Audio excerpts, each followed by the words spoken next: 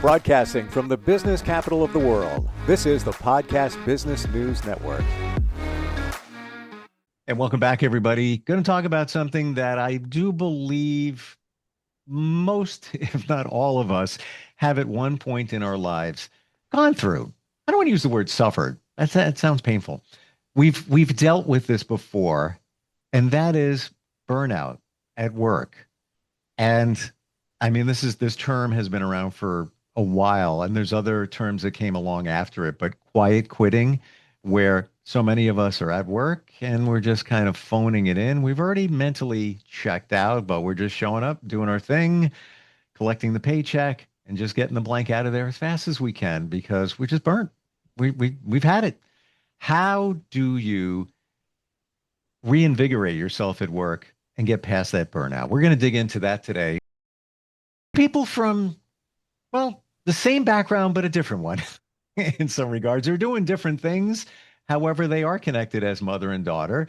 Donnica Hawes-Saunders and Ro Nita Hawes-Saunders joins us once again on the program. Welcome, ladies. Thank you for having us. So Good. I'm going to go. It's great to see you both. And by the way, before we even dig into this, you have a podcast together called Raised by Her, which I think is fantastic. How you're very transparent about your relationship, growing up, and all of that. So let's go to that transparency right now.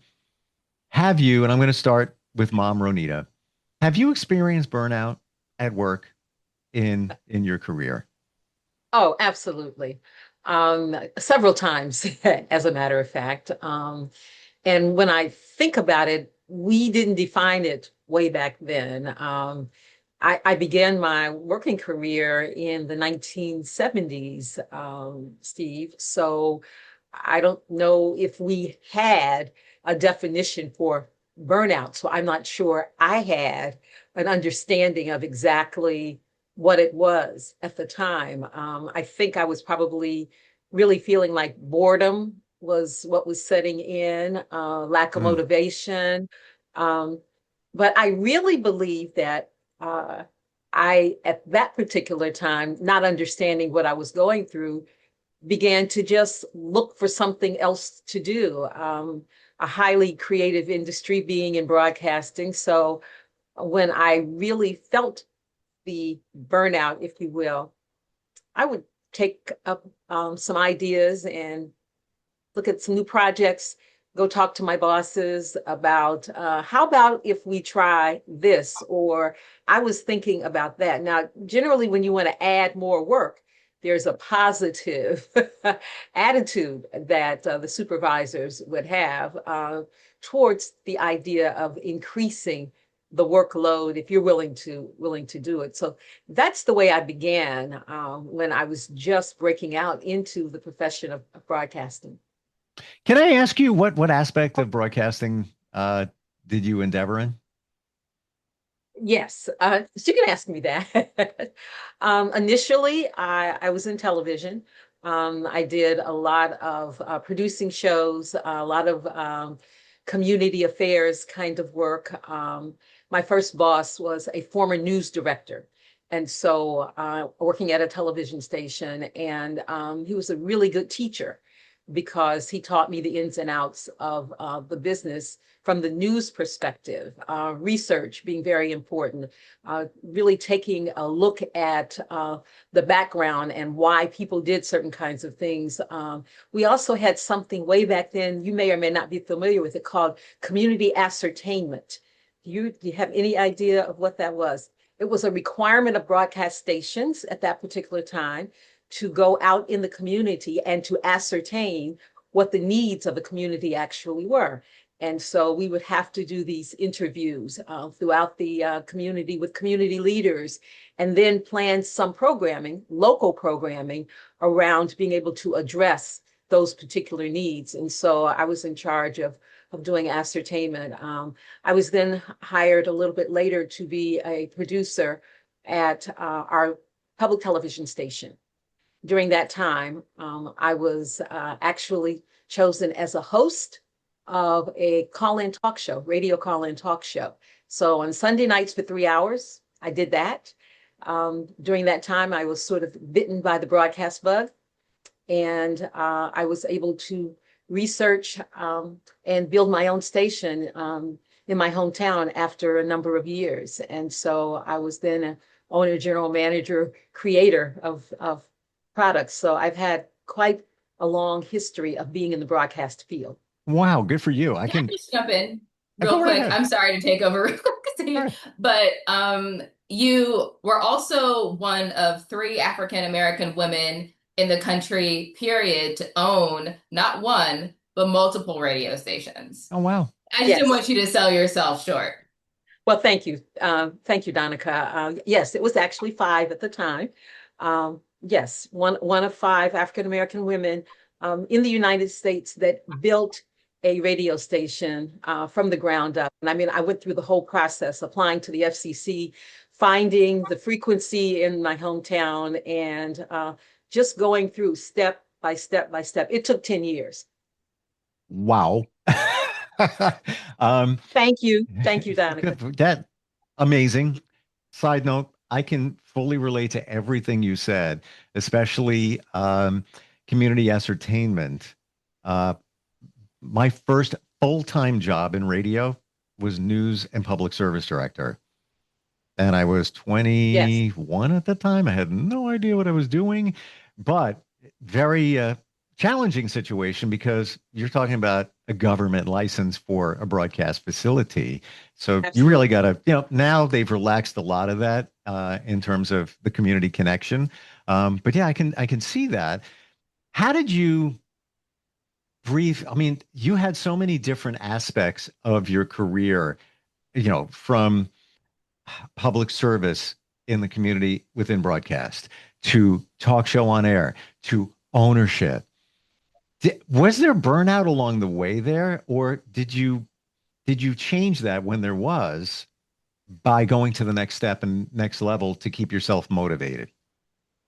I think it really had to do with what my responsibilities were at a given time. So I began by talking about coming up with creative ways to be able to do some new projects and to look at some things that were a little bit different that I might have been interested in, and then sell it to my bosses. I also, as a producer of local shows, could do just about anything in terms of coming up with ideas. But when you were executive producer and producer of a local show, you had to go through all the aspects of learning about the production, especially in television on air, and making sure that you were doing something that was worthwhile, something that had quality. One of my shows was picked up by PBS when I went to work at the public television station, when I was working at the public television station. So that was pretty cool. But this is a time in America when African Americans were not really engaged and involved in broadcasting across the board. And so it was pretty unique for us as African American women to even have a voice, have a presence, or work our ways into management. So I always say that I came into it at a time that gave me an opportunity to do many things. But by the time I decided to build my own radio station and to be able to move forward in that direction, the industry had changed quite a bit. I was now focused on radio and not television. And so I handled burnout differently as the president and general manager of my company. I'm detecting that you navigated through burnout by keeping it fresh. Would you say that that's accurate?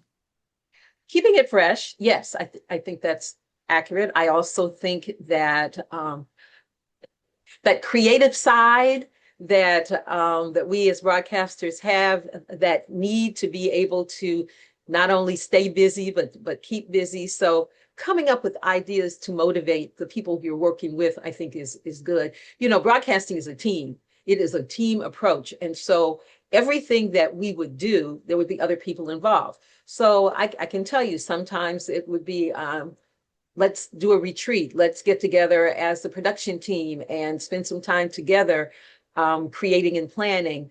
Let's see what it is that other people are interested in. And then we together would decide to take an idea to the powers that be. I loved the idea of coming up with something new and exciting, and the public responded to it. It was a really cool opportunity to be able to do that. I truly believe that do things that you're passionate about. My very first job in terms of helping, and I wasn't a producer then, I was one of the assistant to the assistant to the assistant, and it was a cooking show on television. And so it was first thing, and it was live TV, way back we were doing live TV. First thing on a Saturday morning. So up early, going to the station and working on a cool cooking show. Now today, when I think about how popular cooking is, networks and all these different things, I didn't create that show, but I was very involved in it. But it was a cool idea way back then. So, and a great way to learn. So yeah, it's extremely important for individuals, I think, to come up with creative ideas and be able to motivate the team as well. So not just focused on my burnout, but also focused on the fact that maybe my team needed to have some help and assistance as well. Donnica, how about you? Burnout at work? Oh, absolutely. And actually, as you all were having your discussion, I was thinking about when was the first time that I think I truly experienced burnout. And it was when I still worked on Capitol Hill. And I ended up at the doctor's office. And the doctor was like, "You are just literally exhausted. This is a physical manifestation of your stress. You have got to take some time off." And I was like, "Take some time off? Who takes time off? I can't. Give me a pill and let's keep it moving." And she was like, "No, that's not how this works." And that was my introduction into really kind of incorporating what I need in addition to the work that needs to be done into my approach at work. And so I had to implement things like taking the time before I get sick, when I start to feel any type of physical manifestation due to stress. I had to start setting better boundaries, not only with my bosses, but also with my team. So to answer your question, absolutely. And it really changed how I started navigating my workspaces. You said a word I think is extremely impactful for all of us: stress. Stress has to lead to the burnout. And you said you were dealing with that. Yes, stress. It's interesting because life is stressful and it's across the board. It's not about, from my perspective, eliminating stress. I don't know that that's possible, but you do need to be able to find ways to manage it. And so I think that's where the tools and the practicalities come in, not to have this expectation of a stress-free life. Although if anybody currently lives a stress-free life, I'd love to, hear from them. But, Yeah. how can I make sure that I'm navigating my life in a way where I can be healthy and happy and as stress-free as possible? Is there a difference between boredom and burnout, or are they somewhat connected? Ro Nita, what do you think? I think they are connected. I indicated earlier that I know that I was really burned out. I just thought I was really bored, and but they are connected. I think in two ways. I think one, when there is a need for you to generate some excitement within your work environment, again, a reason to want to get up and go to work, and not to feel that you're doing the same thing over and over and over again. And I remember asking my father at some particular time, who worked in a factory, "Daddy, how do you just every day get up at the same time and go and do the same job and then keep wanting to do it and keep wanting to do it?" And he said, "Well, two things. One, I have a family to take care of, so I had to be motivated by the fact of having a job. And two, I didn't think about the fact that I was really doing something over and over and over again. You're the one that just defined that. What I was thinking about is the product that we were creating and the important role that I had to play in making sure that that product was created the right way, was put together the right way." He worked for General Motors. And I thought, I guess that there's a perspective there in terms of being able to make sure that you're not just bored. So he wasn't bored, so he wasn't burnt out. It wasn't something that caused him, I believe, the excitement that the world of broadcasting allows us to really have. From the very beginning, ours is a creative entertainment business because the people who watch us or listen to us depend upon us to have something that they want to watch or something that is creative. So that whole burnout scenario, I think we have to take some individual responsibility for making sure that that is not a part of our world on a regular basis. Well, interesting parallel when you look at your dad, where he was focused on the product and what it's going to do to enhance somebody's life. And you on the broadcast side of things, pretty much the same. The only difference is maybe you get more instant feedback than he did, working in the factory situation where you might hear from, viewers, listeners that it's made an impact, out in the community and all that. So you got feedback, so you knew that it was making, a difference. But it's funny how you look at it, through his lens. I'm getting up every day and I'm providing this for somebody and I'm helping them. So that enriched him, that filled his heart up. We look at it as, hey, getting up every day at 5 o'clock in the morning, that's got to be rough. Others That's don't see it exactly that right. way. Wow. Yes, that's exactly right. And um, it's a different kind of way to look at the world. But he was motivated by the things that he said. So taking care of his family. Mm. Donica, you revealed to us last time we got together that you moved, you made a change from, I guess, the Washington D.C. area back, call it home, closer to relatives, whatever, in Ohio. That was a change. What prompted that?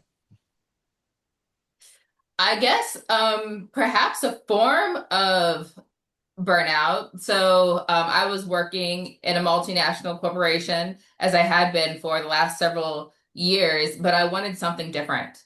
And I didn't know what exactly that was going to look like. So I leaned into my network, did I want to go to another multinational company? Not really, but I also didn't necessarily want to go smaller. I didn't want to go national or state. I didn't want to totally pivot and go into the nonprofit space. I was just like, what should I do with my career next? And somebody pitched me the idea of starting my own firm. And I was like, now that's crazy. That's wild. Why would you even say that to me? But they said it to me because I had the network, I had the capability, I had all the things were really there, right for the taking. I just had to be able to believe in myself enough to go for it. And so I started that firm, the Verity Group, and have been running it for a couple of years. And that is what gave me the flexibility to be able to make the choice to come back to Ohio from Washington, D.C. We are a remote first organization. So me and the team work remotely. And we are a national public affairs firm that specializes in highly regulated industries. So the work is niche, the work is national, the work is global in scope, but we can do it from all over the world, which is pretty cool. So what I'm thinking here too, we're talking about, the challenge, now the solution, the remedy, but I'm hearing the remedy in what you just said, Donica, in that you may have been not getting enough sleep. I'm hypothetical, but maybe this is true. Working where you were in the DC area, right? Lots going on. Maybe not sleeping, maybe not having the lifestyle that you wanted, maybe not eating the way you want, maybe not exercising because of that. But then you changed it to where now it's on your terms remotely. I got to believe that burnout also has to come from all those things where you're unbalanced in your personal life in terms of sleep, nutrition, exercise. What do you think? I totally agree with you. I think a part of my overall decision making was like, what was not feeling right in my life? And then what do I need to do to change it? Because if it's not right now, I can't anticipate anything's going to change if I don't change and do something differently. And so I think that you are spot on in terms of me developing the ability to be more in tuned with what it is I truly want my life to look like. Well, change is the word. We fear change. I give you courage for making that change. Um, yeah, I look back in my life and I was like, I probably should have made some changes here and there. Like 5 years ago, I made a change from getting up early in the morning and doing morning radio, which I've been doing since basically I was a kid. And I'm glad I did it because it, started impacting my health and then, maybe burnout as well. Um, but it was, a little bit of fear involved because that's all I knew, getting up early in the morning. Ronita, remedies for burnout. What are your thoughts? I think you have to not only take control of your own life at a certain point, as Donica did, but I also think that you need to have ways to be able to move away from what it is you're doing. So perhaps for me, I love to listen to jazz music. So I would from time to time would go to a jazz concert or make sure I was listening to a CD. And I also believe that it's very important to take vacations when they're scheduled. And as a broadcaster, I will tell you that it's not something that we would do. Other things would take priority, but I learned that I it hate was you for saying that. I do, because I didn't. I just what you said, I would feel guilty about, I got 4 weeks. So I was like, sometimes five when I was there a long time. I felt guilty about taking that time off, but then also you want to show your worth. Well, I'll leave like a week or two on the table because then they have to get somebody to fill in. Like, duh, I earned that time. Well, Yeah. I understand that because I felt the same way, and that sense of responsibility. Again, broadcasting is 24/7. I mean, I remember when we went on the radio, when we finally built the station and started. One of the things I said to my staff was, "It starts now and it doesn't end." So we have to cover the airwaves, and so I understand that whole idea of not wanting to necessarily take time for self, but it is important to take time for self. I also believe that coming up with some new projects and new ideas, one of the things that I believe was so very important to my staff and for what we did was I gave them opportunities to create things that they wanted to see or they thought we should be doing. Sometimes we had contests, but new events, new promotions, new ideas. And they loved it. That helped then for them not to be bored and kept some excitement going, especially when I had the competitions. Steve, I think that that Mm. was good for us, good for our company, good for our community as well. I believe that you also need to be able to read your body, read the circumstance, and find out what you need so that when burnout is on its way, we decide that we are going to maybe try to head it off in some way, shape, or form. I'm not sure we always, well, I know I didn't always do that, but now I can feel it. I know what it is. I know how I begin to act and react to Donica's point about just knowing that you need to change and then having the wherewithal to be able to make that change and do something different. I mean, look at our world. I love reading. So sometimes I would just explore um, different opportunities through books. And so it's different for each of us, but it's necessary to be able to move and keep exploring life and doing some things that are different. Tell us about the podcast that the both of you do. Raised by her.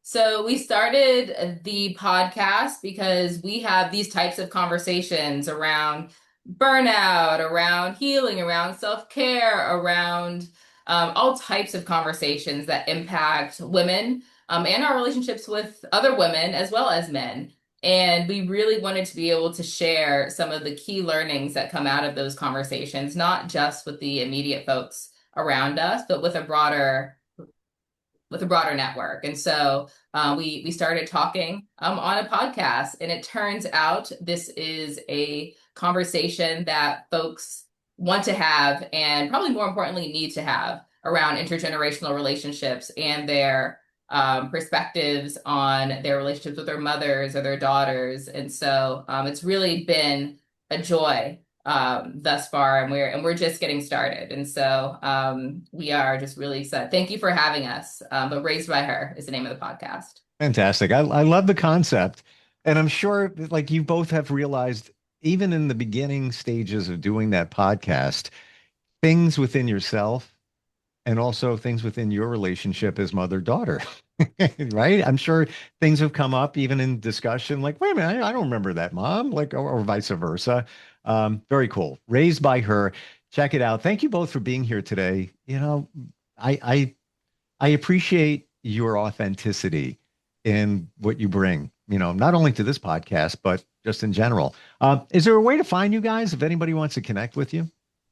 Absolutely. We are on all podcast platforms. So you can listen to us on Spotify, Apple. You can watch us on YouTube. And please follow us on social media. If you can't watch the whole episode, you can see all the clips being loaded to TikTok and Instagram and all the things. Beautiful.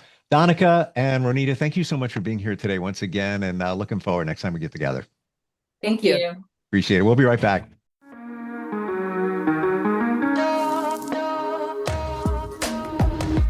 Broadcasting from the business capital of the world, this is the Podcast Business News Network.